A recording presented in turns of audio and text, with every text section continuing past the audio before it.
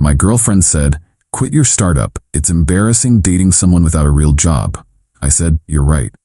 Then I sold my company for $2.3 million while she was job hunting. She found out when local news called me for an interview. Original Post I-28 Mail was sitting at my desk debugging code at 2 a.m. when Chloe, 26, dropped the ultimatum. We'd been together for 3 years, living in my apartment for the last 18 months. "Chloe, Marcus, we need to talk about your situation." Me, looking up from my third monitor. "What situation?"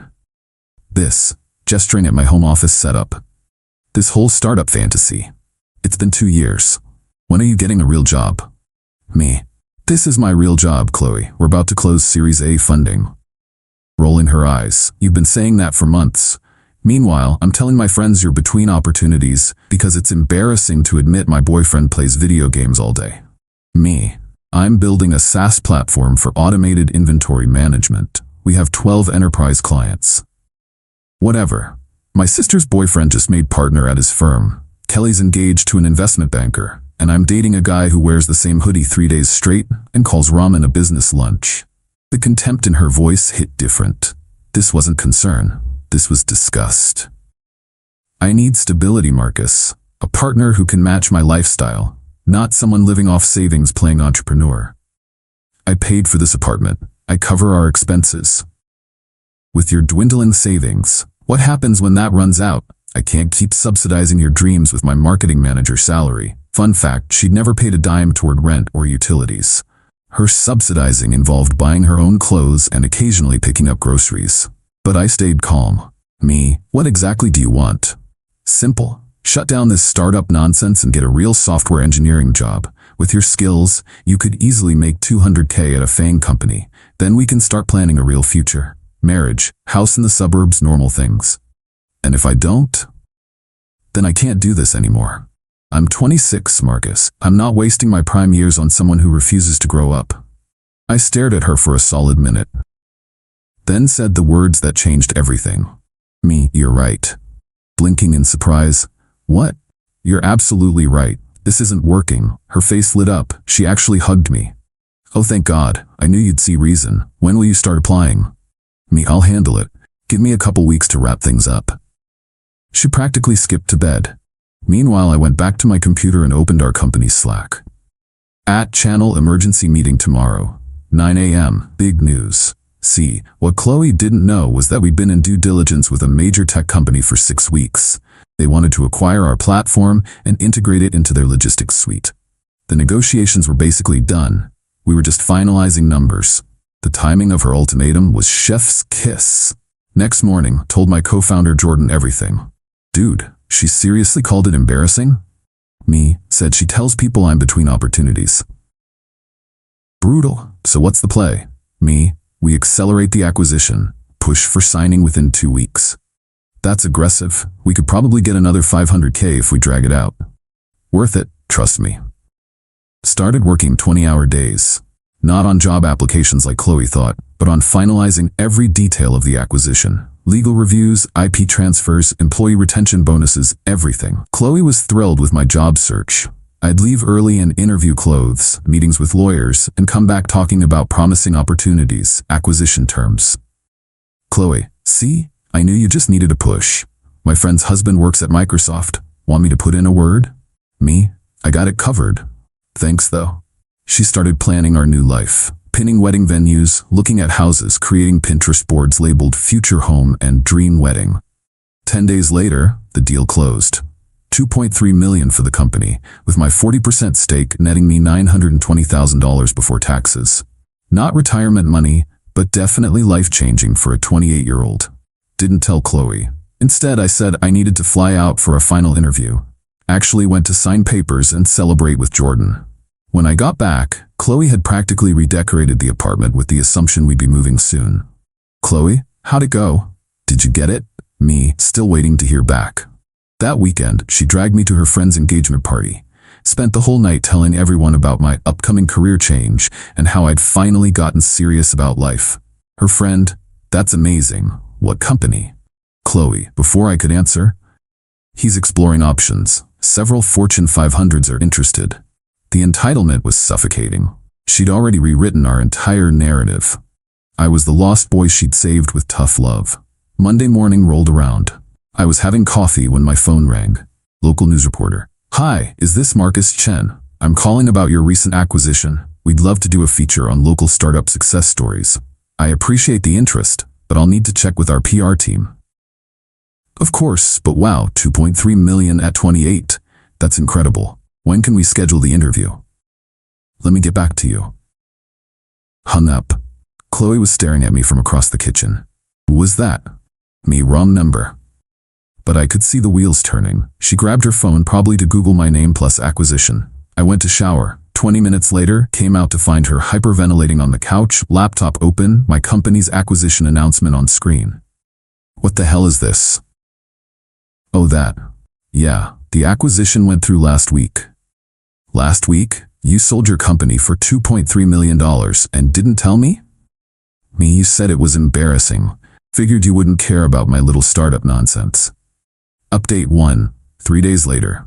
The entitlement explosion was instant and spectacular. First came the love bombing. Chloe transformed into the world's most supportive girlfriend overnight.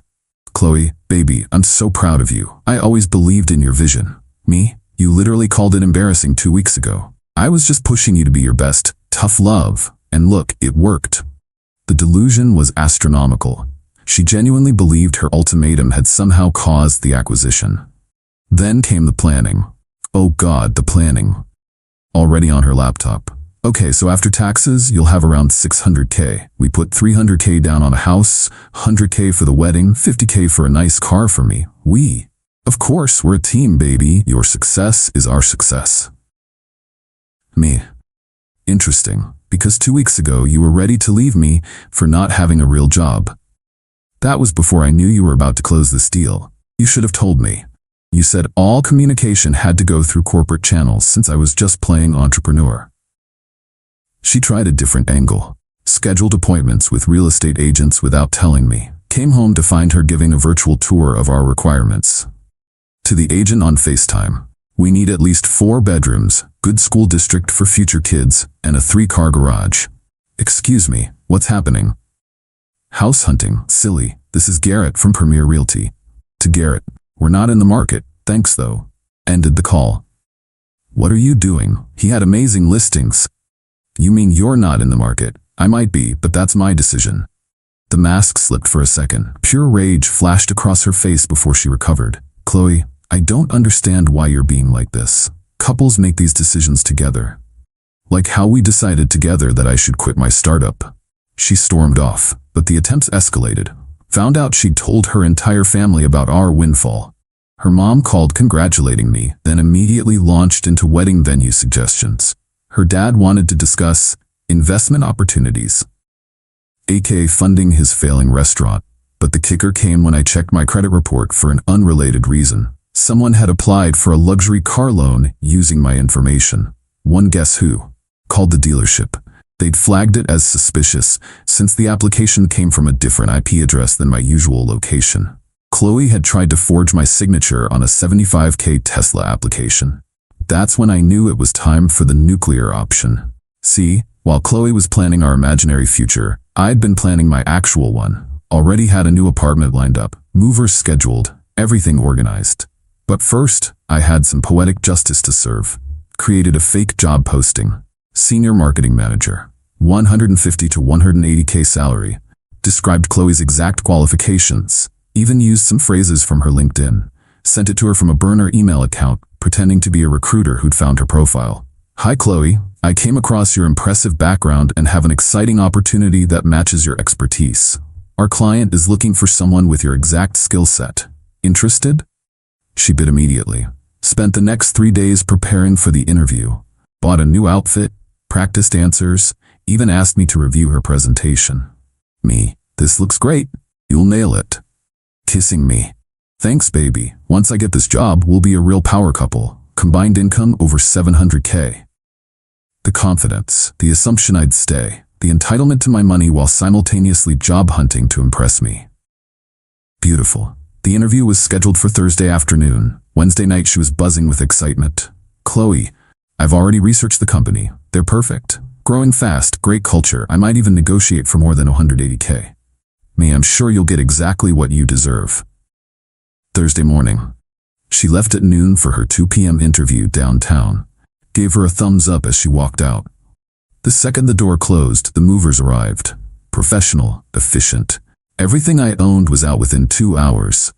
Left all her stuff exactly where it was. Her clothes, her makeup, her Pinterest vision board. Only took what was mine. Left a printed copy of the acquisition announcement on the kitchen counter with a sticky note. Congratulations on your new job. Mine worked out pretty well too. Best of luck with your future endeavors.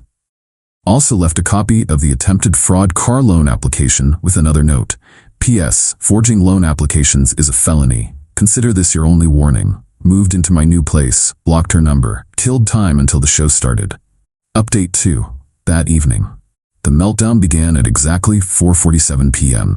First came the frantic doorbell ringing at my old apartment. Then the calls to the building management. Then the neighbors, all blocked or ignored. But Chloe's best friend Mira wasn't blocked. She called around 6 p.m. Marcus, what did you do? Chloe's having a complete breakdown. Me, no idea what you mean. I moved out. She wanted me to level up, so I did. She went to some interview that doesn't exist. The company website is fake. Weird. Hope she finds something though. The job market's tough. This is cruel, Marcus. She loves you. She loves my bank account. Slight difference.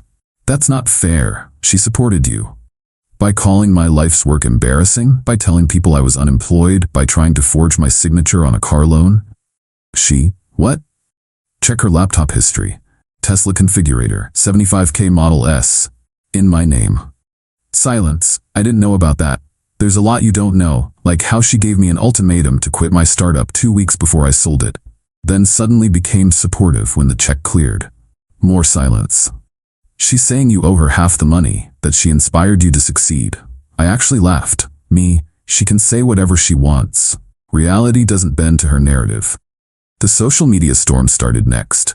Chloe posted a sob story about being abandoned after supporting someone through their struggles. Carefully edited to exclude key details like, oh, her entire ultimatum. Some mutual friends bought it. Others who knew the real story called BS.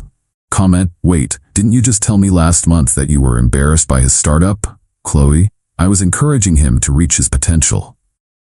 Comment, by threatening to leave? She deleted the post. But the real show started when local news ran the story anyway. They'd found another angle. Young entrepreneur overcomes doubts to achieve success. The reporter had done her homework. Interviewed Jordan, some early employees, even a few clients. The piece was glowing. Mentioned how I'd built the company from nothing, survived on ramen and determination, classic startup story. The kicker? The reporter asked about work-life balance and support systems. Jordan, absolute legend, said, Marcus basically lived at the office. His girlfriend actually gave him an ultimatum to quit right before we closed the deal. Can you imagine? Thank God he didn't listen. It aired Friday evening, prime time. Chloe's coworker saw it. Her family saw it. Everyone saw it. Her dad called me directly. Her dad, you little bastard, you humiliated my daughter on TV. Me, I didn't mention her name. Neither did anyone else. If people connected the dots, maybe ask why the shoe fits so perfectly. Her dad, she deserves compensation. She supported you. She lived rent-free in my apartment while calling me an embarrassment. That's not support, that's parasitism. Her dad, I'll sue you. For what? Breaking up with someone who committed identity fraud? Good luck with that. He hung up. The attempted legal threats came next. Chloe found some ambulance chaser who sent a demand letter, wanted 50% of my acquisition proceeds for unjust enrichment and breach of implied partnership. My lawyer's response was beautiful. 1 page. Basically said, no common law marriage in the state, no written agreements, no financial contributions from your client. However, we do have evidence of attempted fraud. Proceed at your own risk. Never heard from that lawyer again. Final update, 2 months later. The aftermath was even better than the explosion. Chloe tried to salvage her reputation, but the internet is forever. The news clip went mini viral in startup circles. Don't Be This Girlfriend became a meme in tech Twitter for like a week. She had to go private on all social media. Deleted LinkedIn after someone kept commenting, how's the job search going on all her posts. But the best part? She actually had to job hunt for real now. Except every time she got to final rounds, somehow they'd go with another candidate. Turns out, When you Google someone and find a news story about them trying to car fraud their ex who built $1 million company, not a great look. She lasted 2 more months in the apartment. Lease was in her name too, couldn't evict her. But without my covering utilities and groceries, that marketing manager salary didn't stretch as far as she thought. Moved back with her parents, still unemployed last I heard. Posted some inspirational quotes about rising from betrayal and knowing your worth. The irony was delicious. Meanwhile, I took a month off, traveled, cleared my head. When I got back, started another company with Jordan. This time, we're building project management software for remote teams. Already have seed funding, already have customers, already profitable. Started dating again too. Met Rachel at a founders meetup. She runs her own design consultancy. First date, she said, "Fair warning, I work weird hours and sometimes forget to eat when I'm in the zone." I knew she was a keeper. Told her the Chloe story on our 4th date. She nearly spit out her wine. Wait, she tried to buy a Tesla in your name? Model S. Fully loaded. The entitlement, did she at least have good taste in colors? The pearl white with white interior. Ugh, nightmare to keep clean, bullet dodged on multiple levels. We've been together 8 months now. She's never once called my work embarrassing. Actually helps beta test features. Brings me coffee during late coding sessions. Funny thing about trash taking itself out, it makes room for treasure. Last week, ran into Mira downtown. She looked uncomfortable. "Hey Marcus, how are things?" "Me good. You?" "Fine. Listen, about Chloe, hope she's well." "She's struggling, thinks you blackballed her from getting hired." "I've never mentioned her name professionally. Her reputation is her own creation. She wants to apologize, maybe get closure." She got closure. It was posted on her kitchen counter with a sticky note. That's the thing about consequences. They don't need your participation to work. Chloe wanted me to grow up and get a real job. I did grow up. I realized what real support looks like, and it doesn't come with ultimatums. She thought my startup was embarrassing. Now she gets to explain to every date why her ex's success story includes her as the villain. That's a lifetime subscription to consequences, delivered fresh daily. Me? I'm building another company, dating someone who gets it, and living my best life. The only thing embarrassing about this whole story is how long I stayed with someone who saw my dreams as a liability instead of an asset. But hey, $920,000 is pretty good compensation for 3 years of relationship education. Would recommend. 10-10 life lesson. 0-10th girlfriend.